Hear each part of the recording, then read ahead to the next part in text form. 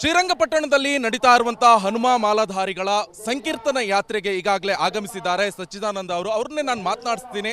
Sir, ಈ rally ಉದ್ದೇಶ ಏನು? ಯಾಕಕ್ಕೋಸ್ಕರ ಈ ರ್ಯಾಲಿಯನ್ನು ಮಾತಾಡೋದು? ಇಲ್ಲ, ಇದು ರ್ಯಾಲಿ ಅಲ್ಲ, ಇದು ಒಂಥರ ಸಂಕೀರ್ತನ ಯಾತ್ರೆ. ಎಲ್ಲ ಇಲ್ಲಿ ಇರ್ತಕ್ಕಂಥ ಹಿಂದೂ ಮನಸ್ಥಿತಿಗಳು ಮತ್ತು ಆಂಜನೇಯನ ಆರಾಧಕರುಗಳೆಲ್ಲ ಇವತ್ತಿಲ್ಲಿ ಸೇರ್ತಾರೆ. ಇವತ್ತು ಸಂಕೀರ್ತನ ಯಾತ್ರೆ ಮತ್ತು ಶ್ರೀರಂಗಪಟ್ಟಣದ ಮೂಡಲ ಆಂಜನೇಯ ಸ್ವಾಮಿಯ ಪುನರ್ ಪ್ರತಿಷ್ಠಾಪನಾ ಆ ದೇವಸ್ಥಾನ ಮಾಡಲಿಕ್ಕೆ ಒಂದು ಸಂಕಲ್ಪ ಮಾಲೆ ಅಂತ ಹಾಕ್ತಾರೆ. ಇದೆಲ್ಲ ಅಲ್ಲಿಂದ ಸ್ಟಾರ್ಟ್ ಆಗಿರೋದು. ಇದು ಆ ಸಂಕಲ್ಪ ಮಾಲೆ ಬಂದಿರತಕ್ಕಂಥ ಎಲ್ಲರೂ ಮೂಡಲಬಾಗಿಲು ಆಂಜನೇಯ ಸ್ವಾಮಿಗೆ ಸಂಕಲ್ಪವನ್ನು ಮಾಡಿ ನಿಮಿಷಾಂಬ ದೇವಿ ತಾಯಿ ಸನ್ನಿಧಿಯಿಂದ ಹೊರಟು ರಂಗನಾಥನ ಸನ್ನಿಧಿಗೆ ಮಧ್ಯೆ ಸಿಗ್ತಕ್ಕಂಥ ಮೂಡಲ ಸ್ವಾಮಿ ಆಂಜನೇಯ ಅವನಿಗೊಂದು ಕೈ ಮುಗಿದು ನಿನ್ನನ್ನು ಇಲ್ಲಿ ಪ್ರತಿಷ್ಠಾಪನೆ ಮಾಡಲಿಕ್ಕೆ ನಮಗೆಲ್ಲ ಹೆಚ್ಚಿನ ಶಕ್ತಿ ಕೊಡಪ್ಪ ತಂದೆ ಅಂತ ಒಂದು ಬೇಡ್ಕೊಂಡು ಒಂದು ಸಂಕೀರ್ತನ ಯಾತ್ರೆ ಹೋಗ್ತಾರೆ. ಇದೊಂಥರ ವರ್ಷಕ್ಕೂ ಹೆಚ್ಚು ವಾಲಂಟಿಯರಿಯಾಗಿ ಎಲ್ಲ ಯುವಕರು ಹನುಮ ಮಾಲೆಧಾರಿಗಳಾಗಿ ಇಲ್ಲಿ ಬರ್ತಾರೆ. ಅಂದರೆ ನೀವು ಹೇಳೋ ಜನಜಾಗೃತಿಗೋಸ್ಕರ, ಆ ಥರ ಧರ್ಮ ಜಾಗೃತಿಗೋಸ್ಕರ. Okay, fine. ಇನ್ನೊಂದು ಬಹಳ ಪ್ರಮುಖವಾಗಿ ಈಗಾಗಲೇ ನಾವು ಗಮನಿಸ್ತಾ ಇದ್ವಿ, ಸಾಕಷ್ಟು ಜನ ಈ ಒಂದು ರ್ಯಾಲಿಯಲ್ಲಿ ಭಾಗಿಯಾಗ್ತಾ ಇರುವಂಥದ್ದು, ಜೊತೆಗೆ ಈ ಮೂಡಲ ಆಂಜನೇಯ ಸ್ವಾಮಿ ದೇವಸ್ಥಾನವನ್ನು ಮತ್ತೆ ಪ್ರತಿಷ್ಠಾಪನೆ ಮಾಡಬೇಕು ಎನ್ನುವಂಥ ನಿಟ್ಟಿನಲ್ಲಿ. ಸರ್, ಕಾನೂನು ಹೋರಾಟ ಈಗ ಯಾವ ರೀತಿಯಾಗಿ ನಡೀತಾ ಇದೆ? ಅಲ್ಲ, ಅದನ್ನು ಎಲ್ಲ ಹಿರಿಯರು, ನಮ್ಮ ಸಂಘದ ಪ್ರಮುಖರು ಮತ್ತು ಧರ್ಮದ ಪ್ರಮುಖ ನಾಯಕರುಗಳು ಕೋರ್ಟ್ನಲ್ಲಿ ಯಾವ ಥರ ದಾವೆ ಹೂಡಬೇಕು, ಯಾವ ಥರ ಕಾನೂನು ಹೋರಾಟ ಮಾಡಬೇಕು ಅಂತ ಕಾನೂನು ತಜ್ಞರ ಹತ್ರ ಅದು ಚರ್ಚೆ ಮಾಡ್ತಾನೆ ಇದ್ದಾರೆ. ನೀವು ಕೋರ್ಟವರು ಒಂದು ಕಮಿಟಿ ರಚನೆ ಮಾಡಿ ಆ ಮಸೀದಿ ಹತ್ರ ತಂದು ನಿಲ್ಲಿಸ್ಬಿಟ್ರೆ ಗೊತ್ತಾಗುತ್ತೆ ಅದು ಒಂದು ದೇವಸ್ಥಾನ ಅಂತ. ನಾಗರ ಕಲ್ಲುಗಳಿದೆ, ಅದೊಂಥರ ಆ ಮಸೀದಿಯ ಈಗೇನು ಮಸೀದಿ ಅಂತ ಮಾಡ್ಕೊಂಡಿದ್ದಾರೆ ಅದು ದೇವಸ್ಥಾನ ಅಂತ ನೋಡಿದ್ರೆ ಗೊತ್ತಾಗುತ್ತೆ. ಸರ್ಕಾರಕ್ಕೆ ಈ ಬಗ್ಗೆ ಏನಾದರೂ ಒಂದು ನಾವು ಸರ್ಕಾರಕ್ಕೆ ಮನವಿ ಮಾಡೋದೇನು ಅಂತಂದರೆ, ಒಂದು ದೊಡ್ಡ ಮಟ್ಟದ ಹೈಕೋರ್ಟ್ ನಿವೃತ್ತ ನ್ಯಾಯಾಧೀಶರು ಅಥವಾ ಸುಪ್ರೀಂ ಕೋರ್ಟ್ನ ನಿವೃತ್ತ ನ್ಯಾಯಾಧೀಶರು ಇಲ್ಲ ನ್ಯಾಯಾಧೀಶರ ಒಂದು ಕಮಿಟಿಯನ್ನು ರಚನೆ ಮಾಡಿ ಅದು ದೇವಸ್ಥಾನ ಆಗಿದ್ದಲ್ಲಿ ಅಲ್ಲಿ ಪುನಃ ಮೂಡಲ ಆಂಜನೇಯ ಸ್ವಾಮಿಯನ್ನು ಪ್ರತಿಷ್ಠಾಪನೆ ಮಾಡಬೇಕು. ಆ ನಿಟ್ಟಿನಲ್ಲಿ ಸರ್ಕಾರ ಕ್ರಮ ಕೈಗೊಳ್ಳಬೇಕು ಅಂತ ಮನವಿ ಮಾಡಿ. ಶ್ರೀರಂಗಪಟ್ಟಣದಲ್ಲಿ ನಡೀತಾ ಇರುವಂತಹ ಹನುಮ ಮಾಲಾಧಾರಿಗಳ ಸಂಕೀರ್ತನ ಯಾತ್ರೆಗೆ ಈಗಾಗಲೇ ಆಗಮಿಸಿದ್ದಾರೆ ಸಚ್ಚಿದಾನಂದ ಅವರು. ಅವ್ರನ್ನೇ ನಾನು ಮಾತನಾಡಿಸ್ತೀನಿ. ಸರ್, ಈ ರ್ಯಾಲಿ ಉದ್ದೇಶ ಏನು? ಯಾಕಕ್ಕೋಸ್ಕರ ಈ ರ್ಯಾಲಿಯನ್ನು ಮಾತಾಡೋದು? ಇಲ್ಲ, ಇದು ರ್ಯಾಲಿ ಅಲ್ಲ, ಇದು ಒಂಥರ ಸಂಕೀರ್ತನ ಯಾತ್ರೆ. ಎಲ್ಲ ಇಲ್ಲಿ ಇರ್ತಕ್ಕಂಥ ಹಿಂದೂ ಮನಸ್ಥಿತಿಗಳು ಮತ್ತು ಆಂಜನೇಯನ ಆರಾಧಕರುಗಳೆಲ್ಲ ಇವತ್ತಿಲ್ಲಿ ಸೇರ್ತಾರೆ. ಇವತ್ತು ಸಂಕೀರ್ತನ ಯಾತ್ರೆ ಮತ್ತು ಶ್ರೀರಂಗಪಟ್ಟಣದ ಮೂಡಲ ಆಂಜನೇಯ ಸ್ವಾಮಿಯ ಪುನರ್ ಪ್ರತಿಷ್ಠಾಪನಾ ಆ ದೇವಸ್ಥಾನ ಮಾಡಲಿಕ್ಕೆ ಒಂದು ಸಂಕಲ್ಪ ಮಾಲೆ ಅಂತ ಹಾಕ್ತಾರೆ. ಇದೆಲ್ಲ ಅಲ್ಲಿಂದ ಸ್ಟಾರ್ಟ್ ಆಗಿರೋದು. ಇದು ಆ ಸಂಕಲ್ಪ ಮಾಲೆ ಬಂದಿರತಕ್ಕಂಥ ಎಲ್ಲರೂ ಮೂಡಲಬಾಗಿಲು ಆಂಜನೇಯ ಸ್ವಾಮಿಗೆ ಸಂಕಲ್ಪವನ್ನು ಮಾಡಿ ನಿಮಿಷಾಂಬ ದೇವಿ ತಾಯಿ ಸನ್ನಿಧಿಯಿಂದ ಹೊರಟು ರಂಗನಾಥನ ಸನ್ನಿಧಿಗೆ ಮಧ್ಯೆ ಸಿಗ್ತಕ್ಕಂಥ ಮೂಡಲ ಸ್ವಾಮಿ ಆಂಜನೇಯ ಅವನಿಗೊಂದು ಕೈ ಮುಗಿದು ನಿನ್ನನ್ನು ಇಲ್ಲಿ ಪ್ರತಿಷ್ಠಾಪನೆ ಮಾಡಲಿಕ್ಕೆ ನಮಗೆಲ್ಲ ಹೆಚ್ಚಿನ ಶಕ್ತಿ ಕೊಡಪ್ಪ ತಂದೆ ಅಂತ ಒಂದು ಬೇಡ್ಕೊಂಡು ಒಂದು ಸಂಕೀರ್ತನ ಯಾತ್ರೆ ಹೋಗ್ತಾರೆ. ಇದೊಂಥರ ವರ್ಷಕ್ಕೂ ಹೆಚ್ಚು ವಾಲಂಟಿಯರಿಯಾಗಿ ಎಲ್ಲ ಯುವಕರು ಹನುಮ ಮಾಲೆಧಾರಿಗಳಾಗಿ ಇಲ್ಲಿ ಬರ್ತಾರೆ. ಅಂದರೆ ನೀವು ಹೇಳೋ ಜನಜಾಗೃತಿಗೋಸ್ಕರ, ಆ ಥರ ಧರ್ಮ ಜಾಗೃತಿಗೋಸ್ಕರ. Okay, fine. ಇನ್ನೊಂದು ಬಹಳ ಪ್ರಮುಖವಾಗಿ ಈಗಾಗಲೇ ನಾವು ಗಮನಿಸ್ತಾ ಇದ್ವಿ, ಸಾಕಷ್ಟು ಜನ ಈ ಒಂದು ರ್ಯಾಲಿಯಲ್ಲಿ ಭಾಗಿಯಾಗ್ತಾ ಇರುವಂಥದ್ದು, ಜೊತೆಗೆ ಈ ಮೂಡಲ ಆಂಜನೇಯ ಸ್ವಾಮಿ ದೇವಸ್ಥಾನವನ್ನು ಮತ್ತೆ ಪ್ರತಿಷ್ಠಾಪನೆ ಮಾಡಬೇಕು ಎನ್ನುವಂಥ ನಿಟ್ಟಿನಲ್ಲಿ. ಸರ್, ಕಾನೂನು ಹೋರಾಟ ಈಗ ಯಾವ ರೀತಿಯಾಗಿ ನಡೀತಾ ಇದೆ?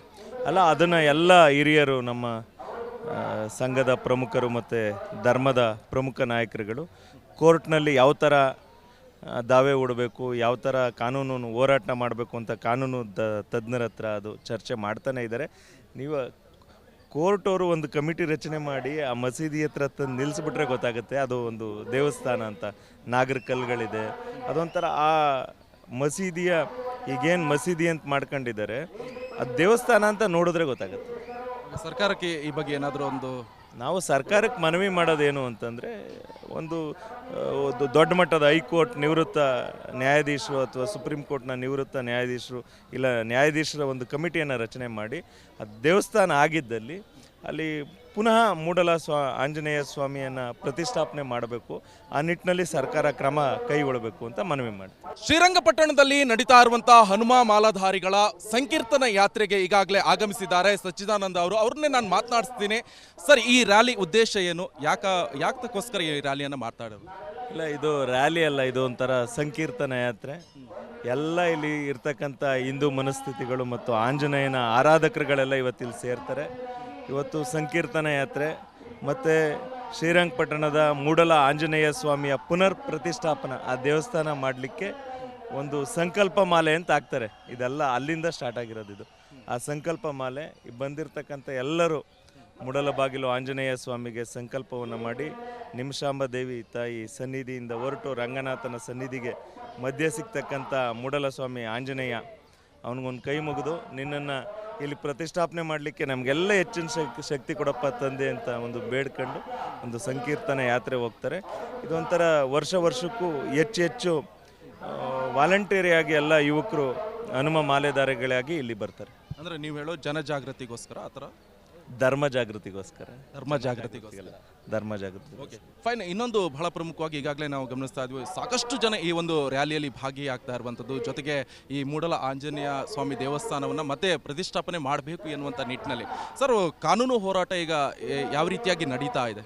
ಅಲ್ಲ, ಅದನ್ನು ಎಲ್ಲ ಹಿರಿಯರು, ನಮ್ಮ ಸಂಘದ ಪ್ರಮುಖರು ಮತ್ತು ಧರ್ಮದ ಪ್ರಮುಖ ನಾಯಕರುಗಳು ಕೋರ್ಟ್ನಲ್ಲಿ ಯಾವ ಥರ ದಾವೆ ಹೂಡಬೇಕು, ಯಾವ ಥರ ಕಾನೂನು ಹೋರಾಟ ಮಾಡಬೇಕು ಅಂತ ಕಾನೂನು ತಜ್ಞರ ಹತ್ರ ಅದು ಚರ್ಚೆ ಮಾಡ್ತಾನೆ ಇದ್ದಾರೆ. ನೀವು ಕೋರ್ಟವರು ಒಂದು ಕಮಿಟಿ ರಚನೆ ಮಾಡಿ ಆ ಮಸೀದಿ ಹತ್ರ ತಂದು ನಿಲ್ಲಿಸ್ಬಿಟ್ರೆ ಗೊತ್ತಾಗುತ್ತೆ ಅದು ಒಂದು ದೇವಸ್ಥಾನ ಅಂತ. ನಾಗರಿಕಲ್ಗಳಿದೆ, ಅದೊಂಥರ ಆ ಮಸೀದಿಯ ಈಗೇನು ಮಸೀದಿ ಅಂತ ಮಾಡ್ಕೊಂಡಿದ್ದಾರೆ ಅದು ದೇವಸ್ಥಾನ ಅಂತ ನೋಡಿದ್ರೆ ಗೊತ್ತಾಗುತ್ತೆ. ಸರ್ಕಾರಕ್ಕೆ ಈ ಬಗ್ಗೆ ಏನಾದರೂ ನಾವು ಸರ್ಕಾರಕ್ಕೆ ಮನವಿ ಮಾಡೋದೇನು ಅಂತಂದರೆ, ಒಂದು ದೊಡ್ಡ ಮಟ್ಟದ ಹೈಕೋರ್ಟ್ ನಿವೃತ್ತ ನ್ಯಾಯಾಧೀಶರು ಅಥವಾ ಸುಪ್ರೀಂ ಕೋರ್ಟ್ನ ನಿವೃತ್ತ ನ್ಯಾಯಾಧೀಶರು ಇಲ್ಲ ನ್ಯಾಯಾಧೀಶರ ಒಂದು ಕಮಿಟಿಯನ್ನು ರಚನೆ ಮಾಡಿ ಅದು ದೇವಸ್ಥಾನ ಆಗಿದ್ದಲ್ಲಿ ಅಲ್ಲಿ ಪುನಃ ಮೂಡಲ ಆಂಜನೇಯ ಸ್ವಾಮಿಯನ್ನು ಪ್ರತಿಷ್ಠಾಪನೆ ಮಾಡಬೇಕು. ಆ ನಿಟ್ಟಿನಲ್ಲಿ ಸರ್ಕಾರ ಕ್ರಮ ಕೈಗೊಳ್ಳಬೇಕು ಅಂತ ಮನವಿ ಮಾಡಿ. ಶ್ರೀರಂಗಪಟ್ಟಣದಲ್ಲಿ ನಡೀತಾ ಇರುವಂತಹ ಹನುಮ ಮಾಲಾಧಾರಿಗಳ ಸಂಕೀರ್ತನ ಯಾತ್ರೆಗೆ ಈಗಾಗಲೇ ಆಗಮಿಸಿದ್ದಾರೆ ಸಚ್ಚಿದಾನಂದ ಅವರು. ಅವ್ರನ್ನೇ ನಾನು ಮಾತನಾಡಿಸ್ತೀನಿ. ಸರ್, ಈ ರ್ಯಾಲಿ ಉದ್ದೇಶ ಏನು? ಯಾಕಕ್ಕೋಸ್ಕರ ಈ ರ್ಯಾಲಿಯನ್ನು ಮಾತಾಡೋದು? ಇಲ್ಲ, ಇದು ರ್ಯಾಲಿ ಅಲ್ಲ, ಇದು ಒಂಥರ ಸಂಕೀರ್ತನ ಯಾತ್ರೆ. ಎಲ್ಲ ಇಲ್ಲಿ ಇರ್ತಕ್ಕಂಥ ಹಿಂದೂ ಮನಸ್ಥಿತಿಗಳು ಮತ್ತು ಆಂಜನೇಯನ ಆರಾಧಕರುಗಳೆಲ್ಲ ಇವತ್ತಿಲ್ಲಿ ಸೇರ್ತಾರೆ.